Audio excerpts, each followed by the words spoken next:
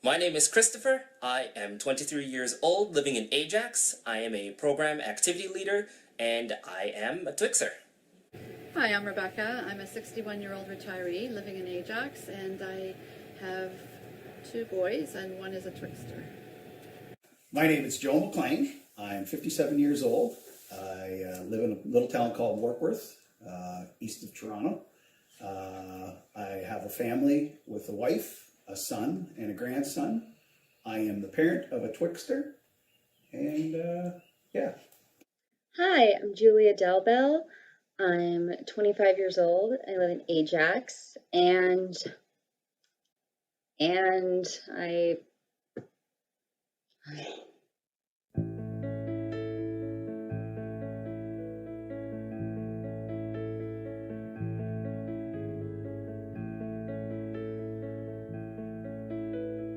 everyone I know is at home. I talk to like Chris and everyone else, and I talk to Auntie Becky and everybody about that, because either they live at home or their kids live at home with them. So like that's just the way it is now in a lot of places. Like that's just the way it is.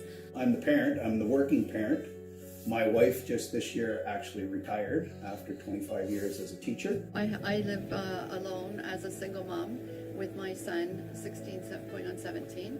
Our son, he lives with us, and we have 50% custody of his son. I am the youngest of 3 within our family, and so considering how they have kind of already grown and kind of figured out their own lodging situations, my parents felt that that it would just be better and kind of easier on me to kind of focus on my academics and career building, as opposed to having to throw in the complication of looking at housing and rent.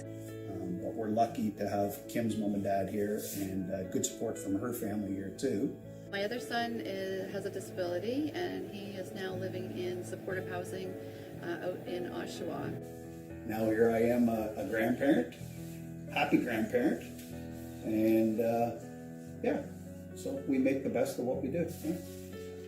Long story short, basically, there's no rush for me to move out until I was kind of financially secure and that I myself felt ready to move out.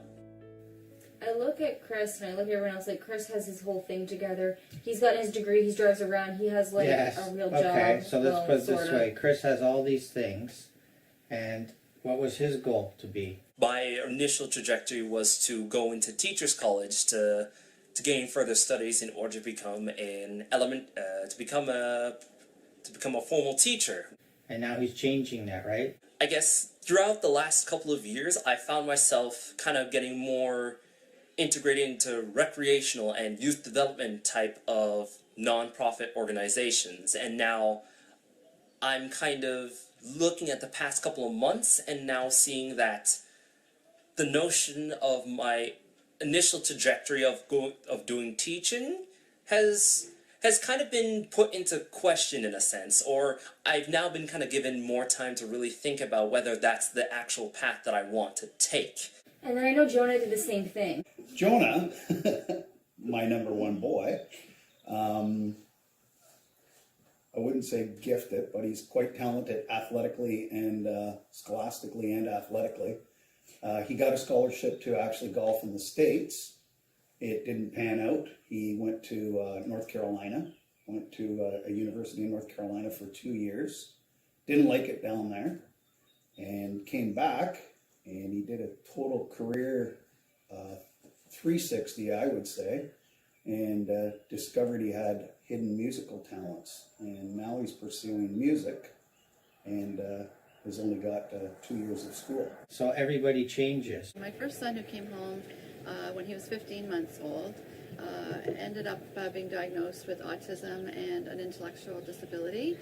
So when he first came home, it seemed like he had suffered from neglect, so we weren't quite sure how things would pan out. So I envisioned that he would probably end up being able to be part of mainstream and work independently, but over time it became more apparent that that was not going to be the case.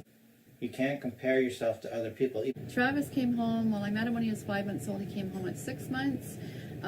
He had lots of issues in terms of sleeping, eating, and whatnot, but over time he seemed to become more developmentally in line with milestones and whatnot. And it seems that despite some issues with anxiety and ADD, he will more than likely be able to work in the mainstream and be independent. But I also feel like, I don't know, like I'm worried that when we move, that it's going to feel like really like I'm a burden on you and Mom, because we're all going to be squeezed into this one. We're not all living in one room, Julia. No, I know. Do I ever consider myself a burden to my parents? I honestly never see my children as a burden. I'm glad that he's actually with us, and I'm glad that my grandson's able to spend the time that he does with us too. In a way, you could say that the more people present inside a house, the more of a burden it is in order to account for, how much the bill is going to come up to. I took on and signed paperwork and went through court. I really wanted children, couldn't have them through birth, so adopted. I know my wife is, it's given her a whole new meaning of what she does now. So when I signed that paper, I foresaw that I would be supporting them as long as they needed it, and I never really looked at it as a burden. We all eat dinner together at night, and we all actually sit down at the table, and kind of weird, but we all still eat dinner at the table. It might just be the negative little voice inside my head, but in the grand scheme of things, never.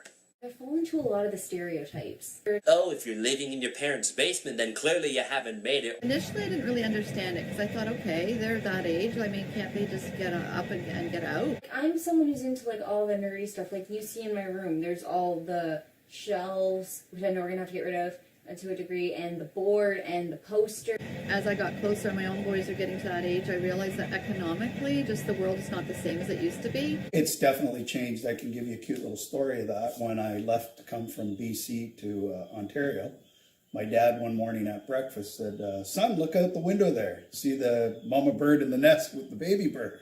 What do you think the baby bird's getting done to him right now? It's not any one thing. It's like that, and the job, and just like where So I'm you at got a with job other that stuff. you're pursuing and you're going to school. Yeah.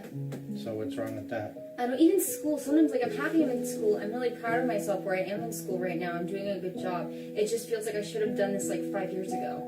The minimum wage, I don't think it barely covers what you would need for room and board. So I think it's just a different world than it was when I was younger. For me as well, I'm part of a racialized group.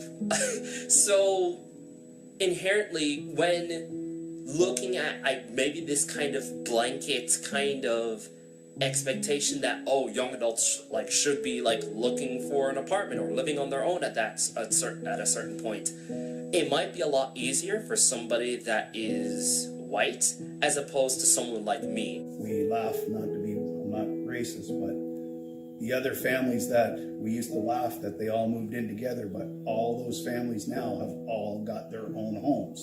You all helped everybody out and everybody benefited from it. So I think we're doing the same thing now, and everybody's benefiting from everybody here right now. There's different elements that you'd expect, certain milestones in certain parts of your life that you've achieved. And so if you've hit most of them, but not like one or two, that's not a big deal. But if you haven't hit a lot of them, and I feel like I haven't, that's what I'm worried about. Everybody's situation is unique and different, and it is far from simple. Milestones are the only milestones out there, the ones you set. My name is Julia Delbel. I am 25 years old and I live in Ajax, Ontario. I'm a student working towards my bachelor's degree, going in a new career direction after earning a college diploma a few years ago. I am working in entertainment coverage now and hope to work in media throughout my life. And I am definitely passionate about entertainment, both at and outside of work. And I'm fortunate enough to be able to do all this while living with my parents, even though I do wonder if I should be further along in life than I am at times. I realize that being able to live with my parents at this age puts me in a very privileged position. And this means, like a lot of other people my age in the modern world, I am, in fact, a Twixter.